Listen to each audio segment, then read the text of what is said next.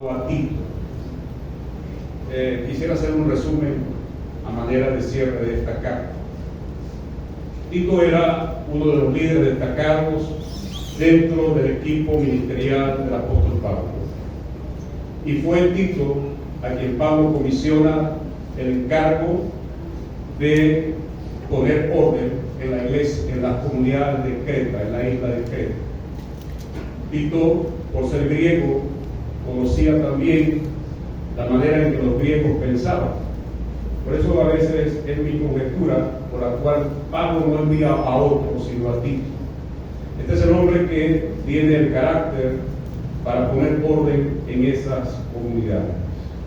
Algunos dicen que esta carta se escribió entre el año 64-65 después de Cristo, en el tiempo también en que Pablo escribe su primera y segunda carta a Timoteo. El motivo de esta carta, como ya he mencionado, hay problemas internos en la vida de las iglesias, de las comunidades cristianas que están en Creta. Hay problemas en cuanto al mismo carácter y conducta de los creyentes, en cuanto a su relación con el mundo, en cuanto al gobierno de la iglesia. Esa es la motivación por la cual Pablo escribe esta carta, y el propósito al escribir precisamente es corregir estas deficiencias. Si hemos leído el capítulo 1, versículo 5, Pablo dice a Tito: por esta causa te dejé en Creta, para que corrigieses lo deficiente y establecieses ancianos en cada ciudad, así como yo te mandé. Es interesante porque la vida de la iglesia siempre ha presentado deficiencias. Desde el momento en que el Señor establece la iglesia hasta ahora, toda iglesia ha presentado deficiencias. No hay una iglesia perfecta. Si usted conoce esa iglesia perfecta, por favor no vaya, porque la va a echar a perder. Y no me invite. No hay iglesia perfecta. No la busque porque no la va a encontrar. Y eso, mis hermanos y mis amigos, es importante pensarlo, porque no la vas a encontrar. Toda iglesia tiene sus problemas, toda iglesia tiene deficiencias, toda iglesia lucha dentro de ella. Por eso algunos dicen que la iglesia es considerada como un hospital, donde todos venimos enfermos y por la gracia y la misericordia de Dios, que el ministerio del Espíritu Santo obrando en la vida de la iglesia nos hace más parecidos a Cristo. Amén. Por eso decimos que cada día nos parecemos más a Él. No decimos que somos el mismo de ayer, un poquito más parecido al Señor. Y esa es la idea de Dios de nuestras vidas. Alguien ilustró esto de esta manera, cuando el Señor dijo que nosotros estamos en sus manos, en las manos del Padre, y nadie las arrebatará de sus manos. Es la mano del Padre, la mano de Cristo sosteniéndonos, pero a veces Dios abre sus manos para que llegue a nosotros una prueba, y por medio de esa prueba Dios nos perfecciona, Dios corrige la deficiencia de nuestras vidas, y cuando la prueba pasa, Dios vuelve a cerrar sus manos. Eso es muy importante entenderlo, porque aunque hay pruebas y circunstancias difíciles que van a venir a nuestra vida, nada de eso nos podrá separar del amor de Dios, que es en Cristo Jesús, Señor nuestro. Amén. Así que a manera de resumen, de recordatorio, en el capítulo 1 de esta carta se nos habla de las deficiencias que la iglesia está viviendo. En el capítulo 2 se nos aborda acerca de la conducta y el carácter de los cristianos, y se menciona específicamente tres cosas: el carácter de los hombres, el carácter de las mujeres y el carácter de los jóvenes, y también el carácter de aquellos que están bajo una relación de servicio. Y al final encontramos en este capítulo 3, Pablo está dando las últimas directrices de la vida cristiana, y todo eso tiene una motivación interna, ¿verdad? Dice que nosotros en un tiempo no habíamos disfrutado de esta gracia, pero ahora el Espíritu Santo se ha derramado en nuestros corazones Cristo nos ha salvado. Y por eso es la razón de que somos llamados a vivir de una manera distinta y diferente del mundo. Amén. Ahora leemos el capítulo 3, los versículos 12 hasta el final. Dice la palabra del Señor aquí, Pablo ya en sus instrucciones finales a Tito: cuando envié a ti a Artemas o a Tíquico, apresúrate a venir a mí en Nicópolis, porque allí he determinado pasar el invierno. A Zenas, intérprete de la ley, y a Apolos, oye, esos nombres son bonitos, ¿verdad?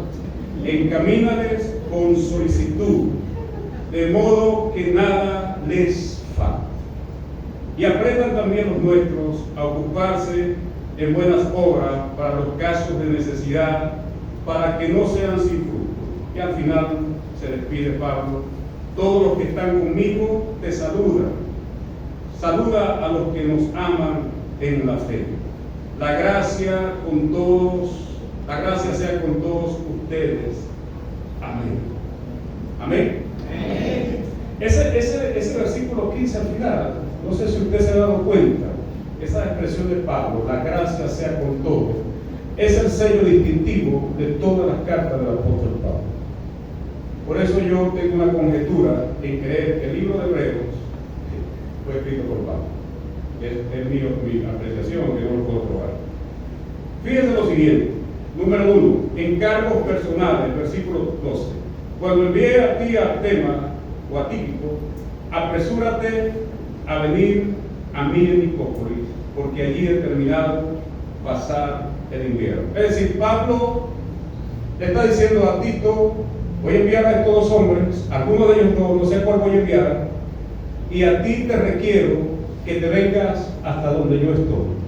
Voy a pasar el invierno aquí en Nicópolis y quiero que tú estés conmigo. Hay dos cosas interesantes implícitas en esto. Primero, Pablo entiende que Tito había cumplido la tarea, que Tito había puesto orden en lo necesario y que ya no era tan importante su presencia allí en Creta. El hombre había cumplido el encargo. Y eso es importantísimo porque, hermano, cuando el Señor nos da a nosotros una tarea, un encargo, ¿qué tenemos que hacer nosotros? Cumplirla. Cumplirla. A veces como que se nos olvida que la iglesia es ante todo una institución divina que depende de Dios. Y todo lo que nosotros hacemos, todas nuestras responsabilidades se derivan de esto, que Dios nos ha salvado y nos ha dado el privilegio de servirle.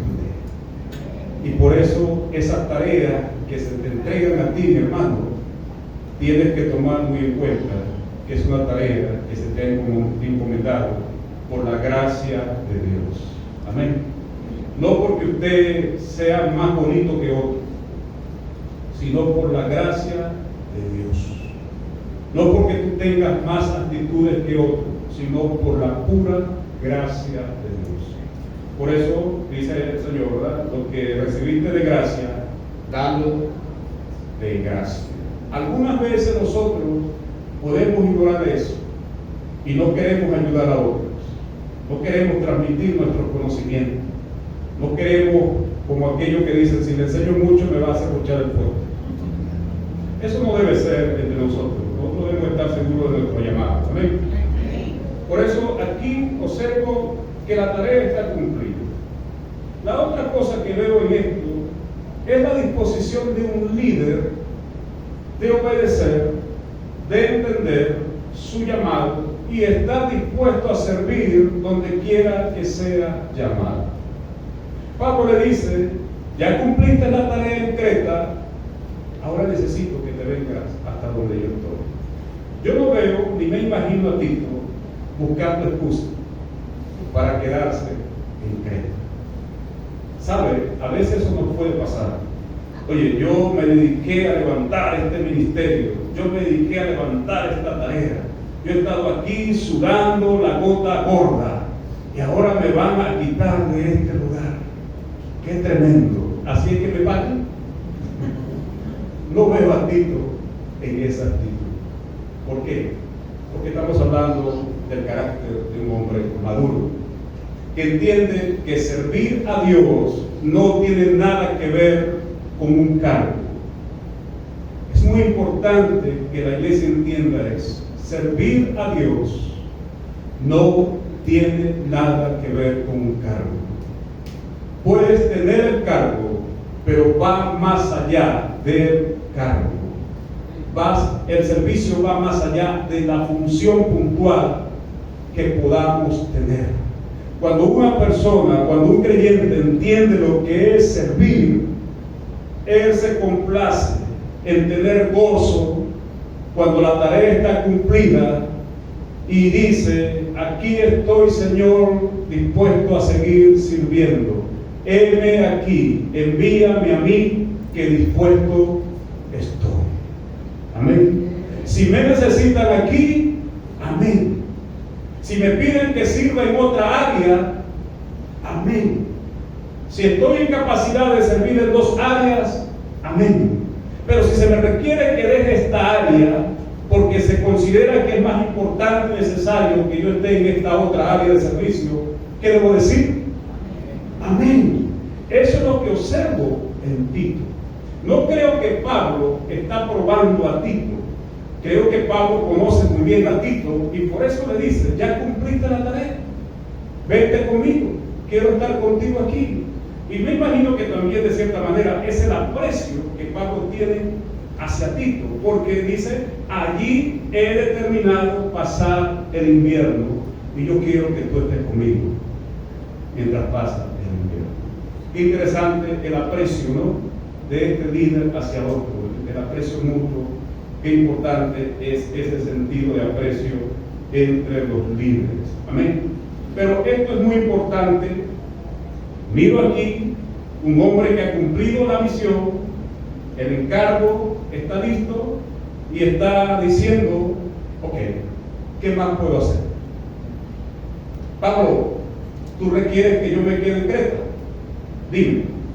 Y le dice Pablo: no, ya cumpliste la tarea, quiero que te vengas conmigo. Y no olvide que no estamos hablando de cualquier líder, estamos hablando de un pastor. Y este pastor pudo haber dicho: no, ya yo levanté esta iglesia, yo me quiero quedar por aquí.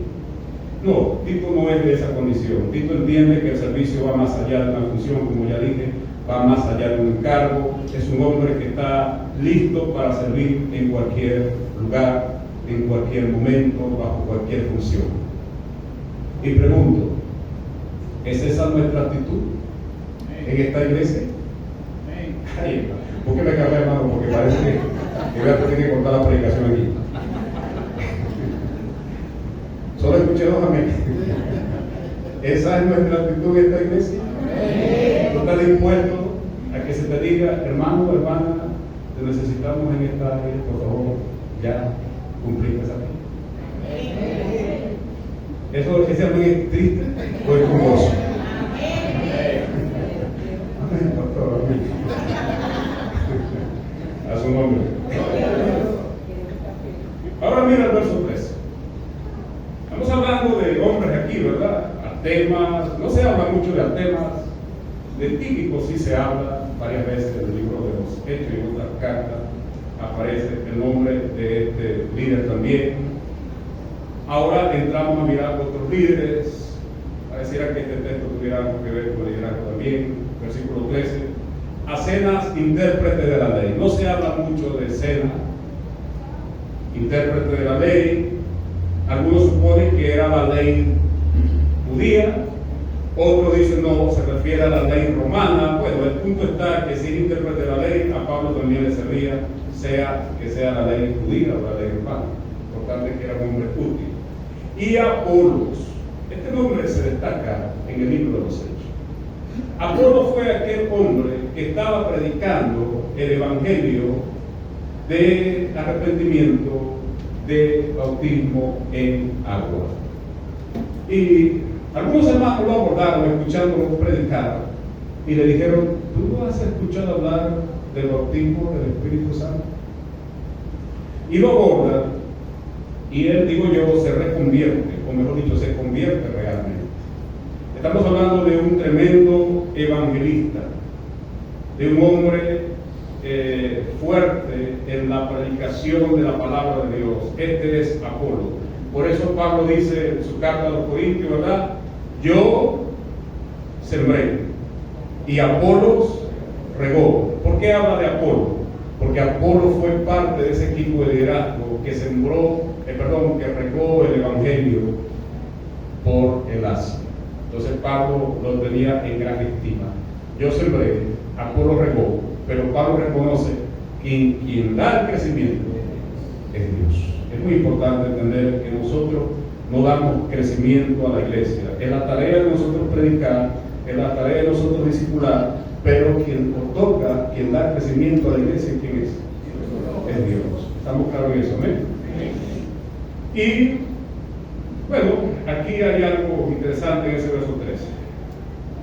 Pablo le dice a Tito, a estos dos hombres, encamínales con solicitud, de modo que nada les falte. Eran hombres dedicados a la obra de Dios.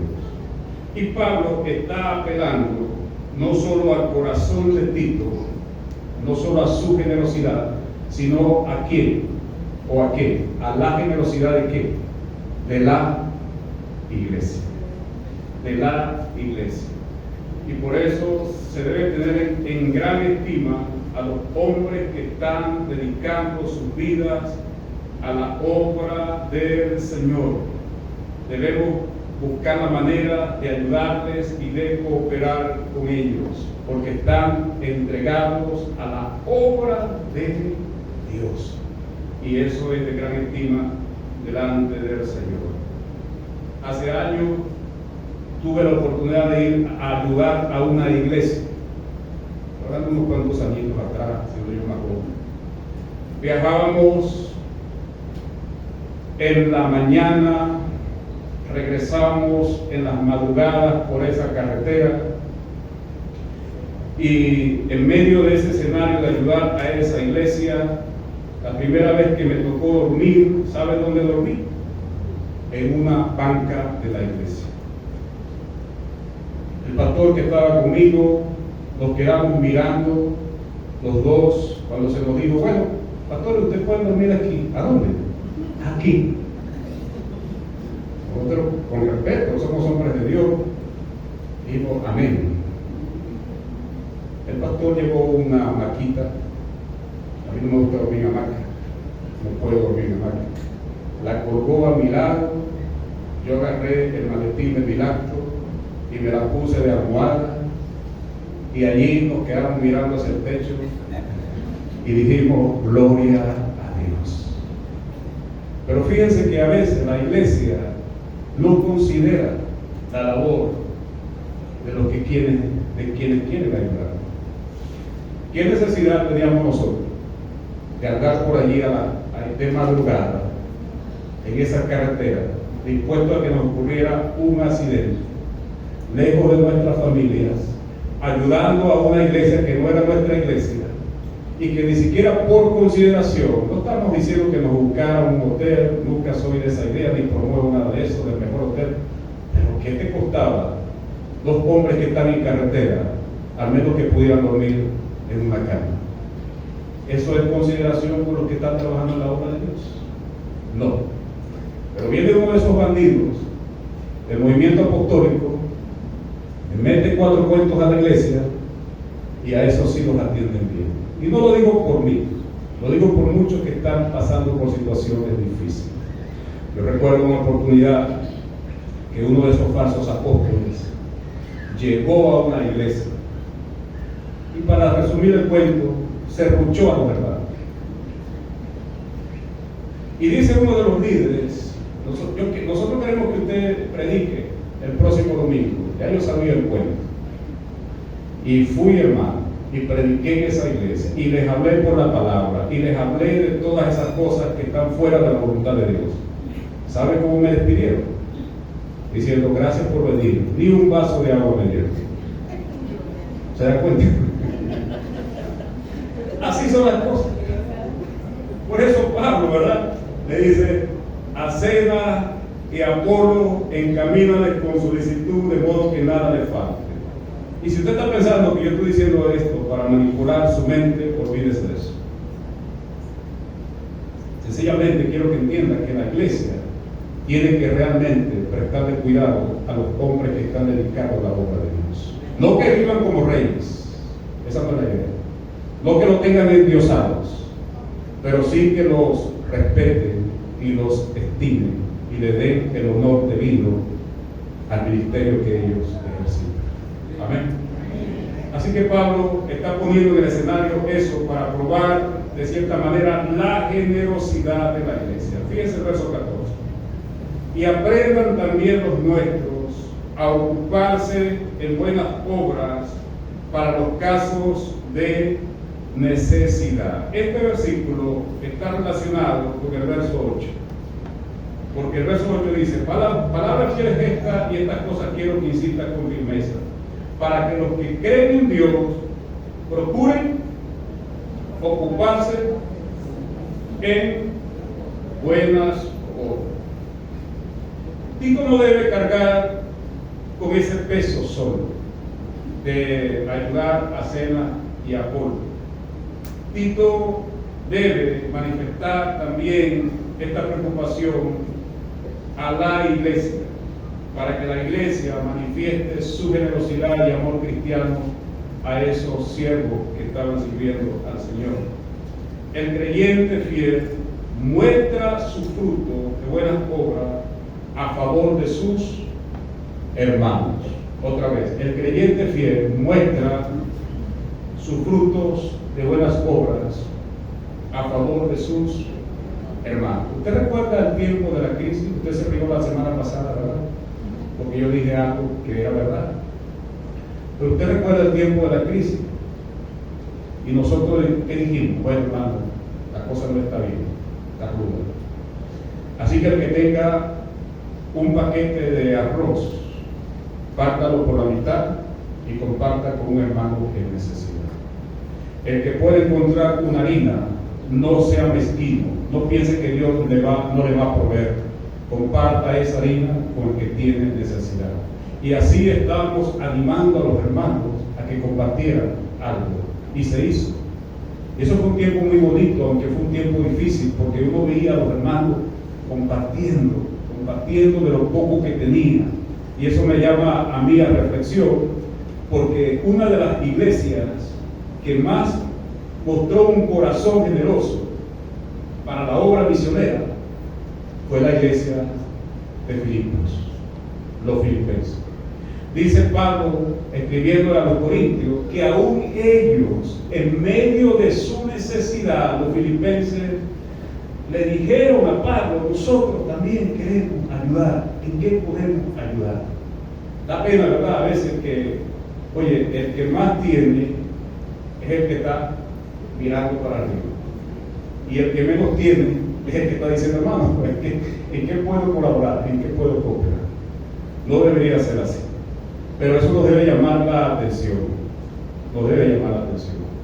Un corazón generoso es un corazón que piensa en la necesidad de sus hermanos. ¿Cómo la estará pasando mi hermano que no tiene trabajo, que tiene los niños en la escuela, que se quedó su esposa sin empleo, que está viviendo ahora en un lugar que no es de él? ¿Cómo estará pasando una familia así la situación? Esas son cosas que nosotros deberíamos a veces sentarnos a pensar. Y le digo algo, esto no es casualidad. Cuando usted está pensando en alguien, eso no es algo casual. Ese es el Espíritu de Dios trayendo a su mente la necesidad de un hermano. Tómelo muy en cuenta lo que le estoy diciendo. Es el Espíritu de Dios mostrándote a ti, tu hermano está en necesidad, tu hermana está en necesidad. Mientras tú te estás tomando el cafecito, con el pancito, el sanduchito y viendo Netflix, el Señor trae eso. Usted no puede decir, el Señor reprenda. Usted tiene que decir, no, oye, voy a llamar al hermano, ¿verdad? Hermano, mire, tuve un pensamiento por ti. ¿Qué te está pasando? Está ocurriendo algo en tu familia, hay algo que puede ayudarte, hay algo que puede orar por ti. Es importante, hermano, que la iglesia haga eso. ¿Sabe por qué? Amén. ¿Sabe por qué? Por esto, versículo 14, otra vez. Y aprendan. Ese verbo está en un imperativo. Aprendan. No está como una sugerencia. Si pueden. Pablo lo coloca como un imperativo. Ustedes deben aprender. Y cuando este verbo está bajo esa conjugación de imperativo, es la idea de una acción que se debe ejecutar y perfeccionar. Es decir, la única manera que tú y yo tengamos de aprender, ¿sí dije lo correcto? Sí. La única forma que nosotros tenemos para poder aprender a ser generosos, ¿cuál es? Comience a practicar la generosidad. ¿Sí? Usted se puede ir a un congreso que hable de ser generoso. Usted puede hacer un estudio profundo de la escritura de la generosidad.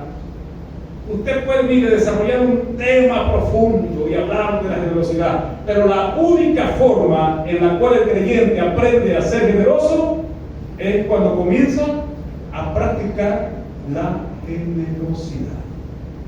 Amén. Eso es como la oración. Hay gente que se va a congresos de oración, congresos de intercesión, le dan un diploma. Mire, si no ora, no sucede nada. Uno aprende a orar orando. No hay otro. Usted aprende a ser generoso siendo generoso. No hay otro. Porque estos son casos prácticos de la vida cristiana que en la realidad la única forma es ejecutando. Es usted mostrando generosidad. Si usted no es tan generoso, comience de a poco. Amén. Comience de a poco. Porque si usted comienza a dar mucho y se emociona, después usted va a decir, ¿para qué yo le di tanto a ese hermano? Me arrepiento de haberle dado. Usted comience de a poco y después el corazón se va ensanchando. Así se aprende a ser generoso. Mire, yo tengo la costumbre de ir a un hogar. No te pongas celoso. Y cada vez que yo voy a ese hogar, oye, siempre me reciben con buen café. En ese hogar nunca falta en la mesa un termito de café. A veces yo le llevo el café al hermano, le llevo los ingredientes, a veces comparto, a veces yo les llamo incluso, hermano, porque tengo esa confianza con esa familia. Qué bueno cuando tenemos esa confianza, ¿verdad? Hermano, ¿será que puedo almorzar con ustedes? Véngase. Nunca me dice no puede. Y yo digo, bueno, yo llevo una Coca-Cola, yo llevo cualquier cosa. Y yo veo que es una familia que no tiene muchos recursos. En serio. Viven humildemente. Pero en ese hogar no faltan los alimentos. ¿Por qué? Porque Dios bendice al que da con alegría. Dios lo bendice al que da con alegría. ¿Usted quiere ver la bendición de Dios? Tome ese secreto. Dios bendice al dador alegre. Dios bendice al dador alegre. No es que la Biblia lo dice, pero nótese que dice Dios ama al dador alegre. Y si lo ama, ¿qué va a hacer? Lo va a bendecir. Es implícito el asunto, ¿no? No es que Dios la decir, Dios lo bendice al dador alegre. Claro, no quiero que salga de aquí poniendo un termo de café en su casa y llamando al pastor, pastor, véngase para acá a tomar café con nosotros. Pero lo que le quiero decir es que usted y yo tenemos que aprender a ser generosos. Una pregunta. No levante la mano. En el mes de febrero, ¿a quiénes de sus hermanos usted invitó a su casa para comer juntos? ¿A quién de sus hermanos usted llamó para decirle, hermano, ¿por qué no compartimos el alimento? Y yo llevo esto y llevo aquello, sin esperar nada a cambio. ¿A quién? No responda. Pero no quiero que confunda esto con esto otro que voy a decir. Porque cuando se habla de compartir refrigerio, todos damos, ¿sí o no? Todos ponemos, pero que también vamos a recibir. Pero esa no es la idea de la generosidad. La generosidad es otra cosa. Lo que Pablo plantea aquí para la iglesia es: ayuden a sus hermanos sin esperar nada a cambio. Esa es la generosidad. Hoy Adrián, nuestro hermano Adrián, hablaba de dar limosna, ¿verdad? Darlo con desprendimiento, darlo sin esperar nada a cambio. Parece que la palabra limosna suena muy rudo, pero la palabra limosna es dádiva también. Es dar algo a alguien sin esperar nada a cambio. Ahora, esas personas que dicen que son dadivosas y dan cosas que no necesitan, perdónenme, eso no es tanta generosidad. Ese es más bien el deseo de poner vacío tu escaparate, de poner vacío lo que no necesitas en casa y darlo a una persona. Eso no es generosidad. Eso es dar, pero no es ser generoso. ¿Me explico? La generosidad cuesta. Puedo agarrar, meterme allí en el closet, ¿verdad? Y decir, esta camisa no sirve, esta no me la pongo, esta hace tanto tiempo que no me queda bien, estoy un poquito más gordito. Las voy a regalar. Eso no es ser generoso. Ser generoso es que tú te vayas al puerto, te metas en una tienda, veas el asunto y digas, ¿cuánto vale eso? Tanto, démelo. Lléveselo a su hermano.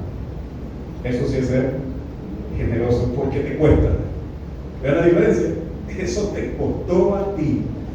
Ahora esos cachivaches, que Dios bendiga a los que dan esas cosas, no tengo nada en contra de eso. Eso está bien. En diciembre te sacas de todo eso que usted no necesita, porque ahí le va a caer el piojito y le va a caer lo demás. Denlo. Pero no confunda generosidad. Porque en la vida cristiana, generosidad cuesta. El ser generoso cuesta. Ese es el corazón de los cristianos en Filipo. Dieron de donde ellos no podían dar. La viuda, la viejita pobre, que fue allí, echó su ofrenda, eso era generosidad. Y el Señor estaba, usted recuerda la historia, ¿no? El Señor estaba mirando a quienes echaban las ofrendas en el templo. ¿Y a quién el Señor le llamó la atención? A los que iban, como decía Adrián, mira lo que voy a echar mosca, YouTube, por favor, aquí. No. Era a esa viejita pobre.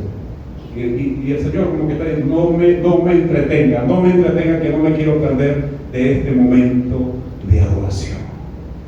Y esa viejita echó lo único, dice el Señor, porque ella echó de lo único que tenía, no de lo que le sobraba, de lo único que tenía, confiando en la gracia y en la provisión de su Dios. El ser generoso lleva estos dos elementos.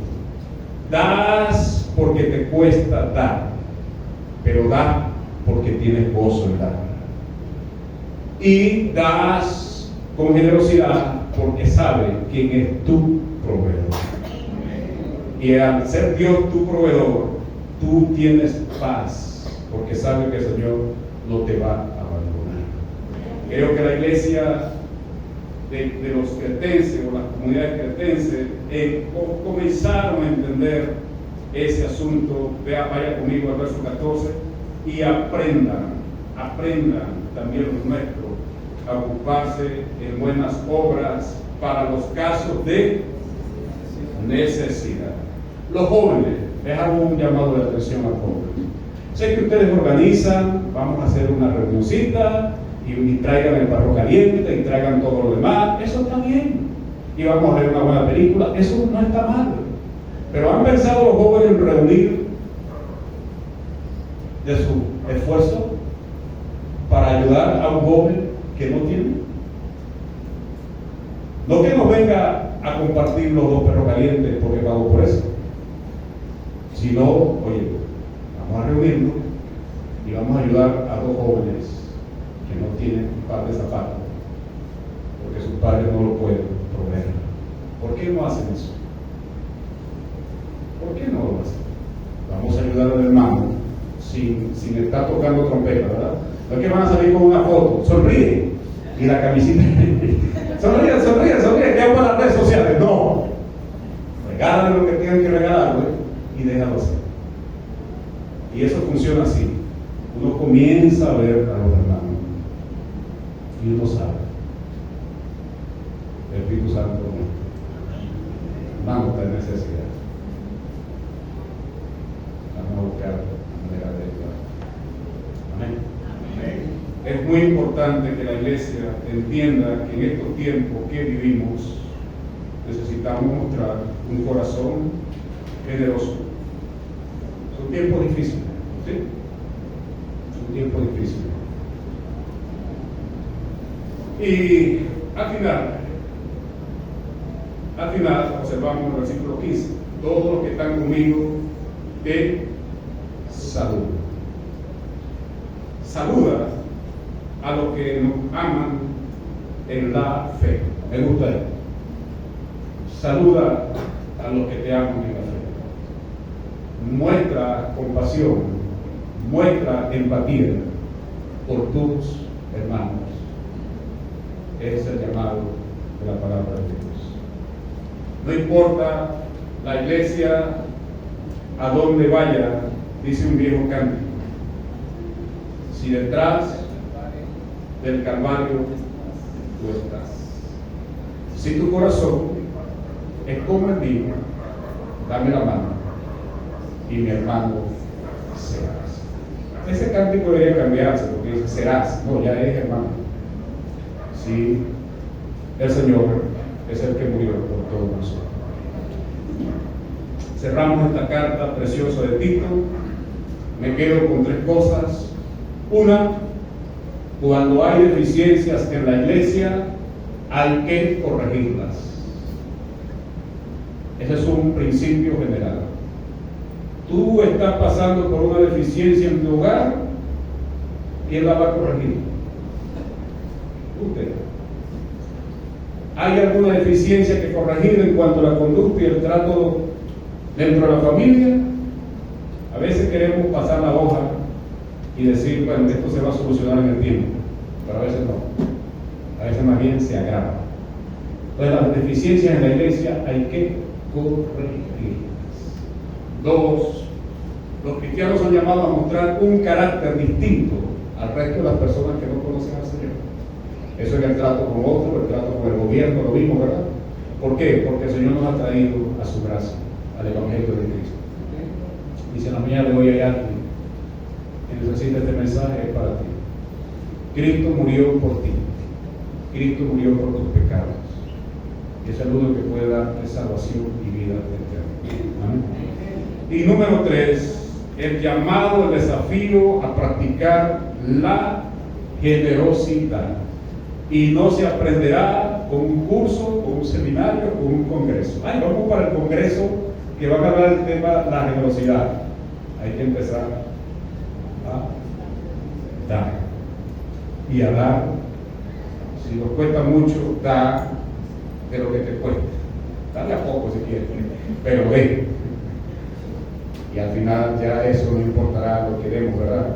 Porque el corazón se ha desprendido y decimos, bueno, es que eso no me cuesta dar. Yo tengo un amigo que él partió y mi confianza es que partió a la presencia del Señor. Y usted se montaba con él en su carro, era peligroso, porque no había cafetín, panadería que él no conocía. Y ese era de los que se bajaba y decía, vete conmigo, vamos a la panadería. ¿Qué quiere? Pide. Y una vez decía, oye, no, vale, no. Pide, vale, yo soy el que voy a pagar. Eso es generosidad.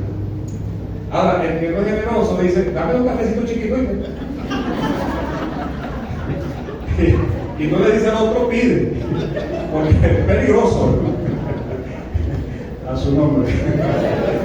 Vamos a orar, mi hermano. Vamos a orar. Padre,